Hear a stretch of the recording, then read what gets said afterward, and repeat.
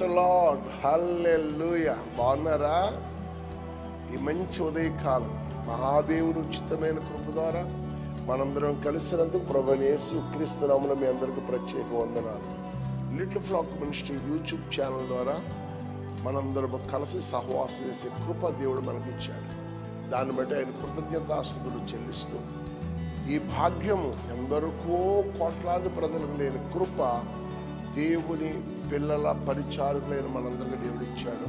ఆయన బట్టి స్తుతిస్తూ వాగ్దానం చేసిన వాడు నమ్మదగిన ఏమేమి వాగ్దానాలు చేశాడు, గత కాలంలో మీకు దేవుడు ఎలాంటి దర్శనం ఇచ్చాడు, అవి వింటూ మర్చిపోక విశ్వాసంతో ప్రార్థన చేసి ఎదురు చూడండి. ఆ కార్యాలు మీ జీవితంలో నా ప్రభు నెరవేరడానికి ఇష్టపడుతున్నాయి. నమ్మాలి, ఎదురు చూడాలి, యేసు నామాన్ని స్మరించాలి. యోబు గ్రంథం 36వ అధ్యాయం, యోబు గ్రంథం 36వ అధ్యాయం 16వ వచన భాగములో కృప కలిగిన దేవుని సాన్నిధ్యములో ఒక శ్రేష్టమైన వాగ్దానాన్ని ప్రభు జ్ఞాపకం చేస్తున్నాడు. చదువుకుందామా. ఇరుకు లేని విశాల స్థలములకు నిన్ను తోడుకొని పోదును, నీ ఆహారము క్రొవ్వుతో నింపుతాను. బా, ఎక్కడ తీసుకెళ్తాడట? ఇరుకు లేని విశాల స్థలములో నిన్ను నేను నా కుడి పార్శ్వాన కూర్చోబెట్టుకుంటాను. ఎప్పుడు అని మనం చూస్తే అప్పుడప్పుడు కాదు, ఆయన పిల్లలు ఈ భూమి మీద ఉండగానే ఈ వాగ్దానాలు నెరవేరుతాయి. భూమి మీద నెరవేరి పరలోకంలో అధికముగా నెరవేరడానికి దేవుడు కృప దయచేస్తాడు. చాలామంది చిన్న ఇంట్లో ఉన్నామండి, ఇబ్బందిగా ఉంది. నువ్వు నమ్మితే ఈరోజే నీ గృహాన్ని నా ప్రభు నీ ప్రార్థన ద్వారా, నీ కష్టార్జితం ద్వారా ఆశీర్వదించి నీ సరిహద్దులను మెల్లమెల్లగా విశాలపరిచి అంతస్తులుగా చేయగల ఆశ్చర్యకరుడు. ఒక్కొక్కసారి తల్లులు చెప్తా ఉన్నారు, అయా బిడ్డలను సరిగ్గా పోషించుకోలేకపోతున్నాం, సమృద్ధైన ఆహారం పెట్టలేకపోతున్నాం, మంచి ఆహారం పెట్టలేకపోతున్నాం, బిడ్డలకు కడుపు నింపలేకపోతున్నాం అయ్యా అని బాధపడేవారు కూడా కొన్ని ప్రాంతాల్లో ఉన్నారు. తల్లి, ఈ వాగ్దానం వింటున్నప్పుడు నా ప్రభు అంటున్నాడు, నీకు ఎలాంటి ఆతిథ్యం సిద్ధపరుస్తానంట? క్రొవ్విన వాటితో నేను విందు చేస్తానంట. ఎందుకో తెలుసా?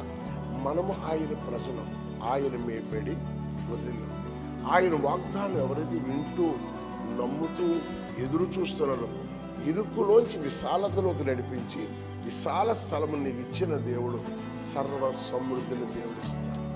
సమ్మతించి నా మాట ఎన్ని ఎడల భూమి యొక్క సకల పదార్థములు అనుభవిస్తాం.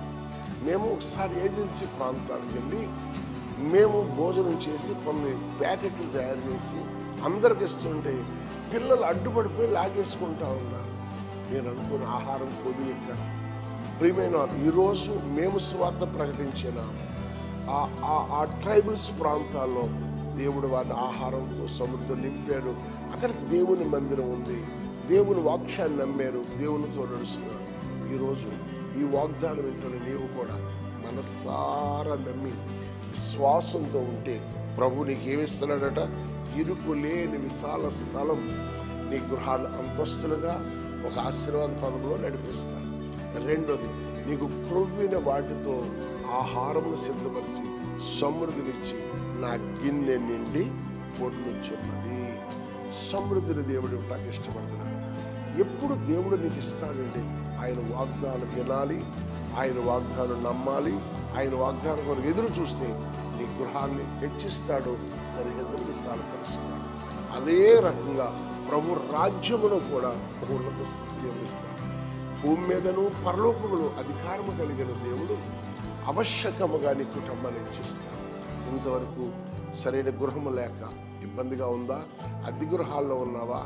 గృహాలు మారుతూ ఇబ్బంది పడుతున్నావా?